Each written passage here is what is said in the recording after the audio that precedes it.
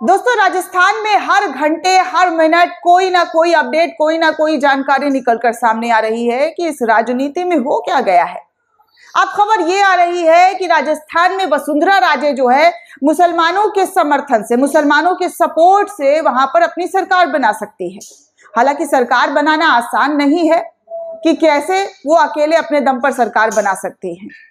हाँ, अगर उन्हें समर्थन मिल जाए कांग्रेस का और विधायकों का तो वो बहुत आसानी से राजस्थान के अंदर सरकार बना सकती है। लेकिन सवाल ये है कि क्या ऐसा होगा? क्या बीजेपी इन तमाम चीजों को जांच परख कर कोई फैसला लेगी? क्या वसुंधरा राजे एक अलग सरकार बनाने के मूड में है?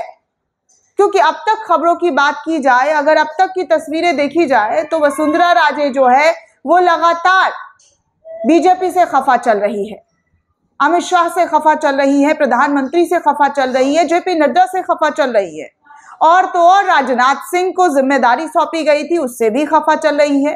क्योंकि जिस तरीके से बालक नाथ का नाम सामने आ रहा था तो फिर बालक नाथ ने ट्वीट करते हुए अपने आप को पीछे कर लिया सीएम कैंडिडेट उम्मीदवार के तौर पर। उनका नाम काफी जोरों शोरों से हिंदुत्ववादी संगठन के लोगों की तरफ से लिया जा रहा था। तो उन्होंने साफ तौर पर अभी कल ही ट्वीट करके मैंने आपको वो खबर भी बताई है कि जानकारी दी कि अभी वो प्रधानमंत्री के नेतृत्व में बहुत कुछ सीखना चाहते हैं, जानना चाहते हैं, समझना चाहते हैं। फिर 3 नाम सामने आया, जिसमें 2 नाम, एक तो दिया कुमारी का और दूसरा राज्यवर्धन का, और तीसरा वसुंधरा राजे तो है ही, क्योंकि वो पहले से ही पूर्व सीएम है और उनको कुर्सी की कितनी जो चाहत है वो आप सभी जानते हैं। वो लाख मनाने पर भी नहीं मान रही है। तो ऐसे में होगा क्या? राजस्थान में एक नई सरकार बनेगी या फिर बिगड़ जाएगी? ये कह पाना बहुत मुश्किल काम लग रहा है दोस्तों, क्योंकि जैसे जैसे वक्त बीत रहा है वैसे वैसे राजनीति एकदम अपने चरम पर है। अब देखिए क्या यूजर्स कहते हैं और जो भक्तगण है उनकी क्या मांग है। क्योंकि वसुंधरा राजे का अगर आप राजनीति करियर देखेंगे, उनका शासनकाल देखेंगे, जब वो राजस्थान में सीएम थी तो उनके शासनकाल में कभी भी आपने कोई नफरती और वो जो कहा जाता है ना कि नफरती राजनीति, वो देखने को नहीं मिला है। वो एक सेकुलर सीएम के तौर पर नजर आई हैं। कभी हिंदू मुसलमान वाला नहीं, कभी विवादित बयानों से उनका नारा जो है नारेबाजी नहीं, कभी विवादित बयान, ये सारी चीजें वो कभी नहीं दी, उनका नाता नहीं रहा है।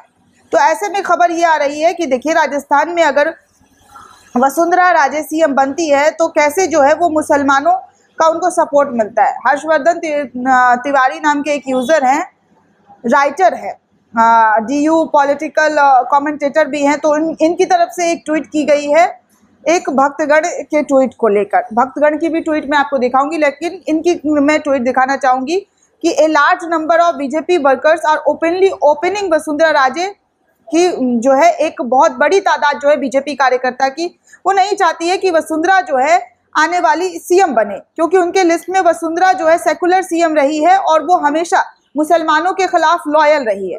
इसलिए बीजेपी लीडर और मीडिया घराना जो है वो वसुंधरा को नहीं चाहता है कि वो भावी आने वाली सीएम बने, उनका नाम सामने आए। इसलिए पूरी जी जान लगा दी गई है, तरह तरह के नाम निकाले जा रहे हैं। क्योंकि मैं भक्तगणों की भी ट्वीट दिखाना चाहूंगी कि भक्तगण क्या सोचते हैं और किस तरीके से सोचते हैं, उनकी सोच और विचारधारा क्या है वसुंधरा राजे को लेकर।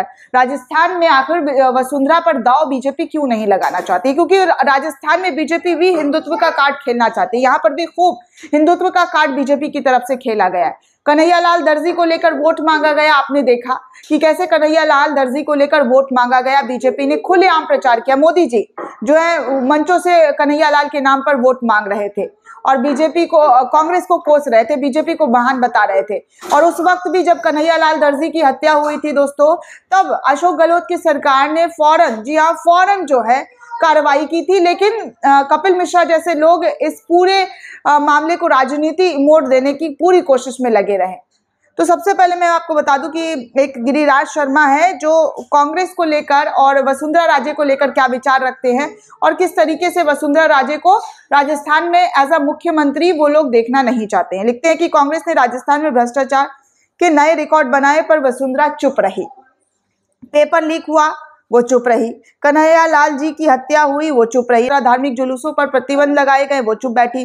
भगवा झंडा उतारे गए, वो चुप रही। हिंदुओं के पर्व होली पर प्रतिबंध लगा दिया गया, वो चुप रही। मंदिरों को तोड़ा गया, उन पर कब्जे होते रहे, वो चुप रही। बीते 5 सालों में यूं लगा मानो राजस्थान में कोई वसुंधरा राजे सिंधिया नामक कोई रहता ही नहीं है। गहलोत से ऐसी सांठगांठ की 5 वर्षों में कभी गहलोत ने इनके घोटालों पर जांच तो छोड़िए, इनकी चर्चा तक नहीं की है। लेकिन मोदी के नाम पर चुनाव जीतते ही मेढकी रानी टरटराने लगी। भाजपा के सबसे भ्रष्ट, स्वार्थी, घटिया और कांग्रेस मानसिकता वाले नेताओं में सबसे ऊपर ये मेढकी रानी है। यदि ये महिला मुख्यमंत्री पद हड़पने में कामयाब हो जाती है तो लोकसभा चुनाव और राजस्थान अपूत अन्य प्रदेशों में भी भाजपा को इसको दुष्प्रभाव झेलना पड़ेगा। तो इस तरीके से इन्होंने लिखा है कि ये कभी भी भ्रष्टाचार को लेकर बोलती हुई नजर नहीं आई है, कभी भी इनकी चुप्पी जो है वो टूटी नहीं है, अशोक गहलोत पर वार नहीं किया, हमेशा इनकी दोस्ती यारी जो है वो चरम पर रही है, हमेशा अशोक गहलोत ने भी इनका साथ दिया है, कभी भी इनके भ्रष्टाचार का फाइल जो है वो नहीं खोला है।